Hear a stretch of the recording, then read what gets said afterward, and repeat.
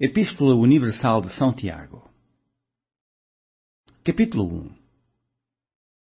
Tiago, servo de Deus e do Senhor Jesus Cristo, às 12 tribos que andam dispersas, saúde. Meus irmãos, tende grande gozo quando cairdes em várias tentações, sabendo que a prova da vossa fé obra a paciência. Tenha, porém, a paciência a sua obra perfeita, para que sejais perfeitos e completos, sem faltar em coisa alguma. E, se algum de vós tem falta de sabedoria, peça a Deus, que a todos dá liberalmente, e o não lança em rosto, e ser-lhe-á dada. Peça, porém, com fé, não duvidando, porque o que duvida é semelhante à onda do mar, que é levada pelo vento e lançada de uma para outra parte. Não pense tal homem que receberá do Senhor alguma coisa. O homem de coração dobre é inconstante em todos os seus caminhos. Mas glorie-se o irmão abatido na sua exaltação, e o rico em seu abatimento, porque ele passará como a flor da erva. Porque sai o sol com ardor, e a erva seca, e a sua flor cai, e a formosa aparência do seu aspecto perece. Assim se murchará também o rico em seus caminhos. Bem-aventurado o varão que sofre a tentação, porque, quando for provado, receberá a coroa da vida, a qual o Senhor tem prometido aos que o amam. Ninguém, sendo tentado, diga: de Deus sou tentado, porque Deus não pode ser tentado pelo mal, e a ninguém tenta. Mas cada um é tentado quando atraído e engodado pela sua própria concupiscência. Depois, havendo a concupiscência concebido, dá à luz o pecado, e o pecado, sendo consumado, gera a morte. Não erreis, meus amados irmãos. Toda a boa dádiva e todo o dom perfeito vem do alto, descendo do Pai das luzes, em quem não há mudança nem sombra de variação. Segundo a sua vontade, Ele nos gerou pela palavra da verdade, para que fôssemos como primícias das suas criaturas. Portanto, meus amados irmãos, todo o homem seja pronto para ouvir, tardio para falar, tardio para se irar. Porque a ira do homem não opera a justiça de Deus. Pelo que, rejeitando toda a imundícia e superfluidade de malícia, recebei com mansidão a palavra em vós enxertada, a qual pode salvar as vossas almas. E sede cumpridores da palavra, e não somente ouvintes, enganando-vos com falsos discursos.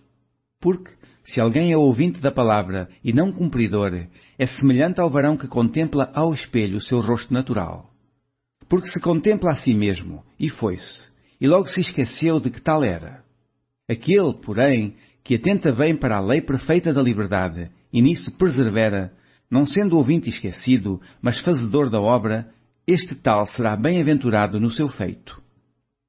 Se alguém entre vós cuida ser religioso e não refreia a sua língua, antes engana o seu coração, a religião desse é vã.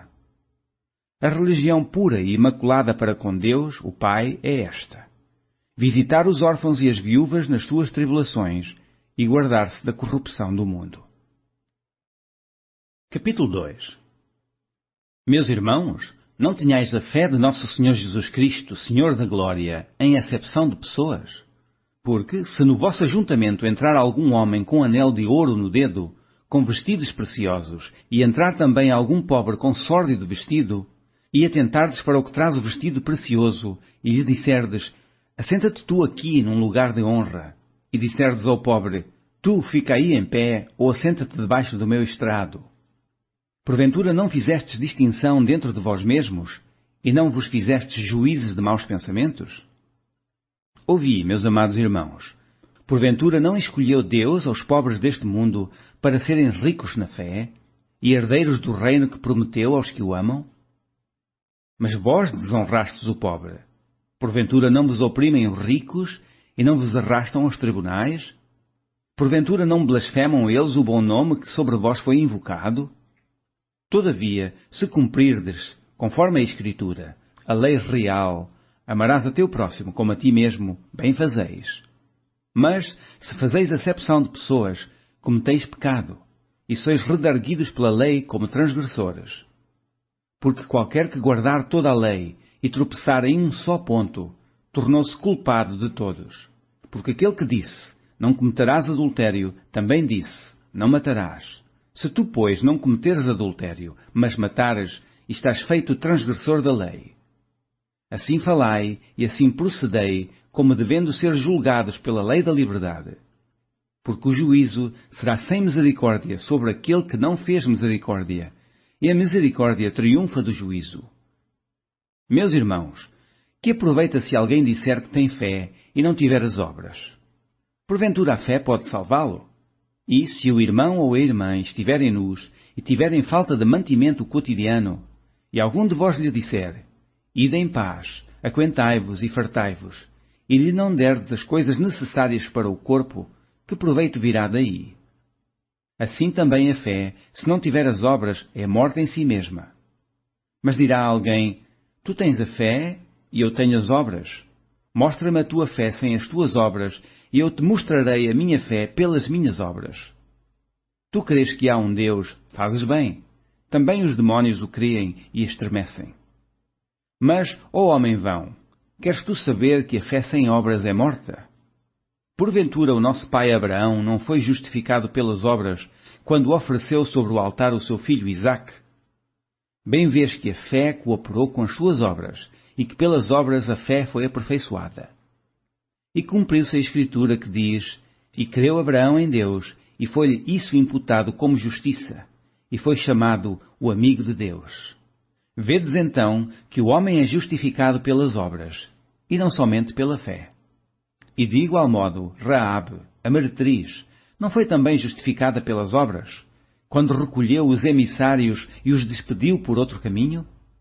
Porque, assim como o corpo sem o espírito está morto, assim também a fé sem obras é morta. Capítulo 3. Meus irmãos, muitos de vós não sejam mestres, sabendo que receberemos mais duro juízo, porque todos tropeçamos em muitas coisas. Se alguém não tropeça em palavra, o tal varão é perfeito e poderoso para também refrear todo o corpo. Ora nós pomos freio nas bocas dos cavalos para que nos obedeçam, e conseguimos dirigir todo o seu corpo.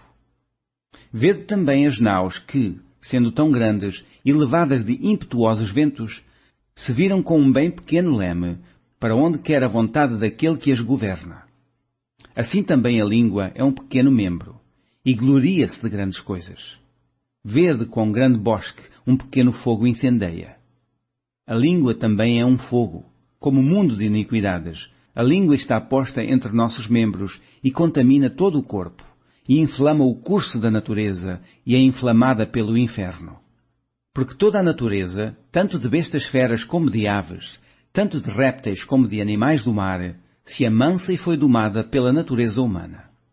Mas nenhum homem pode domar a língua. É um mal que não se pode refrear. Está cheia de peçonha mortal. Com ela, bendizemos a Deus e Pai, e com ela amaldiçoamos os homens, feitos à semelhança de Deus. De uma mesma boca procede bênção e maldição. Meus irmãos, não convém que isto se faça assim.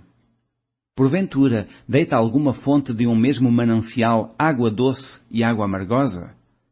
Meus irmãos, pode também a figueira produzir azeitonas?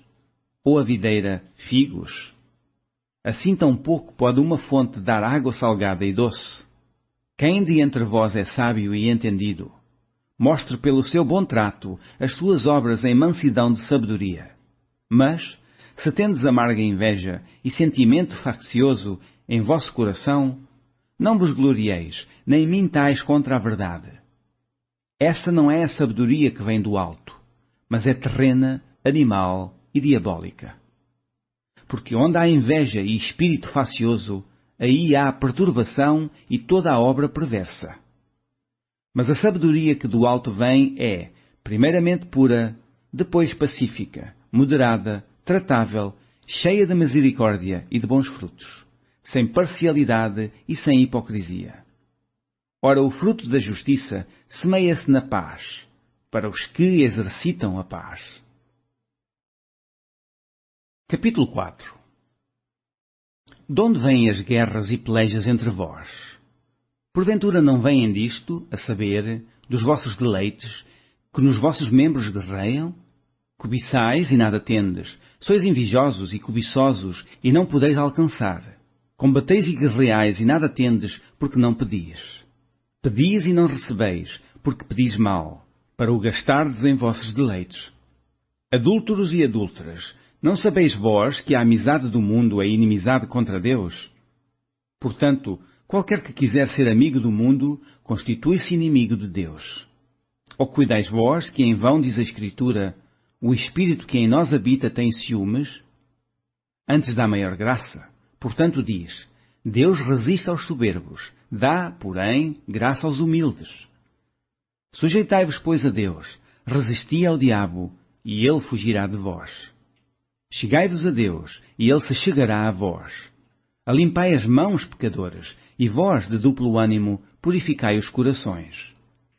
Senti as vossas misérias, e lamentai e chorai. Converta-se o vosso riso em pranto, e o vosso gozo em tristeza. Humilhai-vos perante o Senhor, e Ele vos exaltará. Irmãos, não faleis mal uns dos outros. Quem fala mal de um irmão e julga a seu irmão, fala mal da lei e julga a lei. E, se tu julgas a lei, já não és observador da lei, mas juiz. Há um só legislador e um juiz, que pode salvar e destruir. Tu, porém, quem és, que julgas a outrem? Ei agora vós, que dizeis, hoje ou amanhã iremos a tal cidade, e lá passaremos um ano, e contrataremos e ganharemos. Digo-vos que não sabeis o que acontecerá amanhã, porque que é a vossa vida? É um vapor que aparece por um pouco e depois se desvanece. Em lugar do que devias dizer, se o Senhor quiser, e se vivermos, faremos isto ou aquilo. Mas agora vos gloriais em vossas presunções. Toda a glória, tal como esta, é maligna. Aquele, pois, que sabe fazer o bem e não o faz, comete pecado. Capítulo 5. Eia, pois, agora vós, ricos, chorai e pranteai por vossas misérias, que sobre vós hão de vir.